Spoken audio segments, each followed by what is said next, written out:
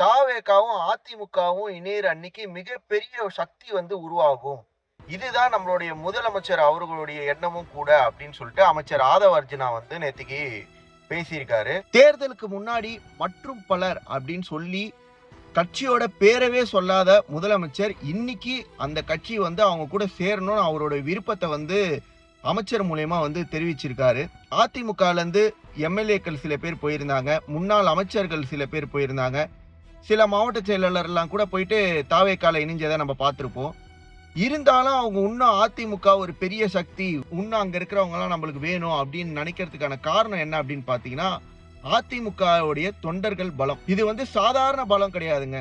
புரட்சி தலைவர் அவர்களுக்கும் புரட்சி தலைவி அம்மா அவர்களுக்கும் உருவான தொண்டர்கள். இந்த தீய சக்தி, அந்த சக்தி, இந்த சக்தின்னு சொல்லிட்டு இந்த மாபெரும் தொண்டர்களுடைய சக்தியை அழிக்க முடியாதுன்றது இன்னைக்கு ஆட்சி அமைச்சிருக்கிற ஆட்சியாளர்களுக்கு தெரிஞ்சிருக்கு.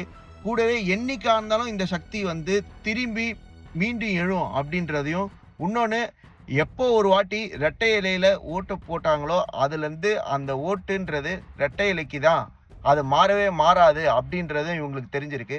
அதனால தான் எப்படின்னா தொண்டர்களை வந்து தன் பக்கம் இழுத்துடலாம் அப்படின்னு சொல்லிட்டு ஆதவ அர்ஜுனா மேடைக்கு போய் அதிமுக தொண்டர்களை உள்ள இழுக்கிற மாதிரி நிறைய வந்து பேசிட்டு இருக்காரு. இப்ப கூட அதிமுகவோட கொடியை கையில பிடிச்சிட்டு போங்க அப்படின்னு சொன்னா ரொம்பவே பெருமையோடையும் ரொம்பவே கர்வத்தோடையும் தொண்டர்கள் எல்லாமே வந்து பிடிச்சிட்டு போவாங்க.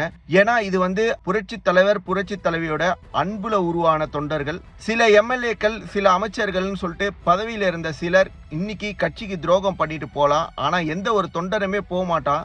இந்த அமைச்சருக்கும் முதலமைச்சருக்கும் புரியுற மாதிரி ஒன்று பண்ணலான்னு நான் நினைக்கிறேன். என்னன்னா நான் வந்து இப்போ இன்ஸ்டாகிராம்லயும் சரி ஃபேஸ்புக்லயும் சரி கட்சி கொடியை வந்து கமெண்ட்ல வந்து போஸ்ட் பண்றேன்.